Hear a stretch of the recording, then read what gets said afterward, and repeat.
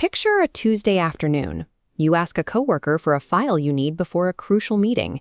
He looks up, smiles, and says, "Sure, I'll handle it. Not like I have anything else going on."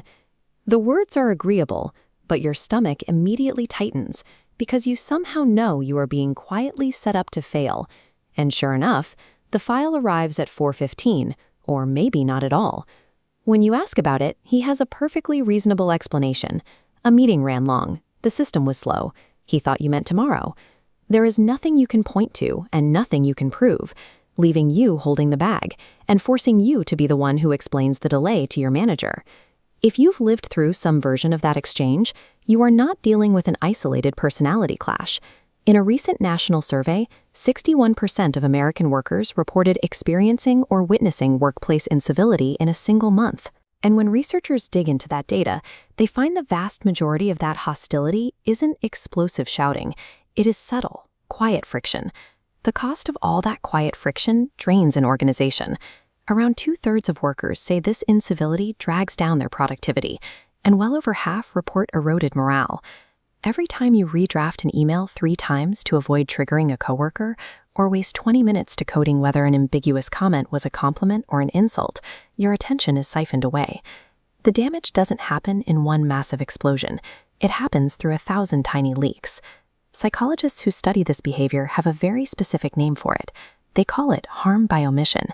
It is a stable tendency to express anger or resistance, not through what a person actually does, but through what they pointedly fail to do. The hostility lives entirely in the gaps.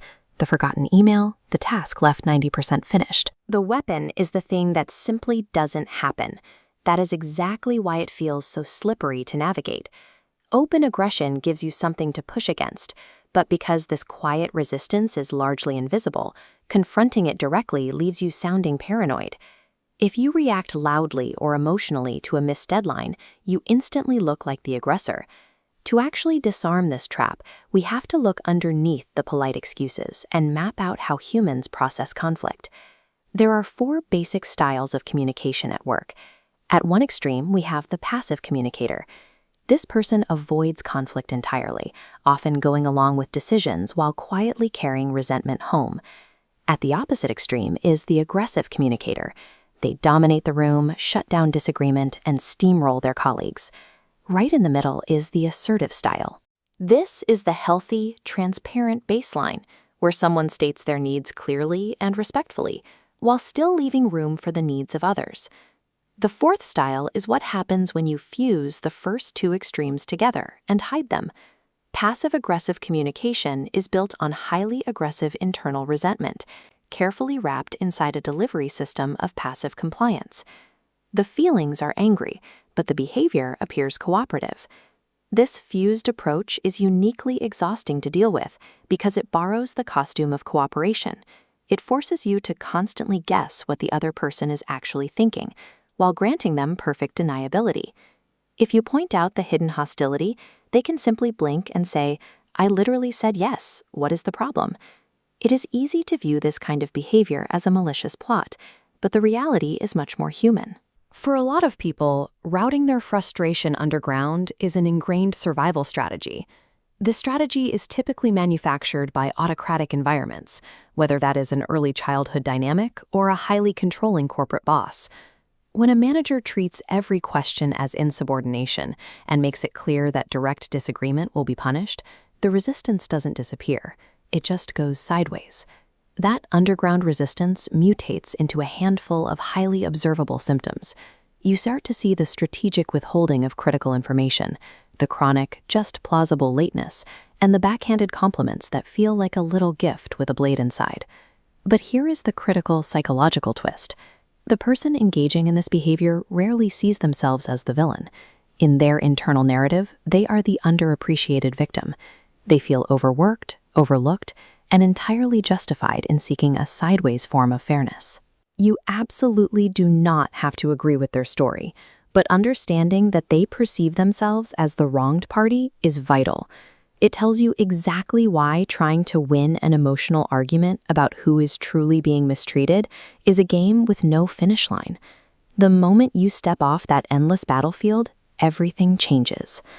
The central pivot required to survive passive aggression is completely abandoning your natural instinct to catch the perpetrator or win the emotional argument. Escaping the trap requires 4 steps. Move 1 is to name the behavior, not the person. You never accuse someone of being passive-aggressive because that instantly starts an argument about labels. Instead, anchor your response to observable facts and a clock.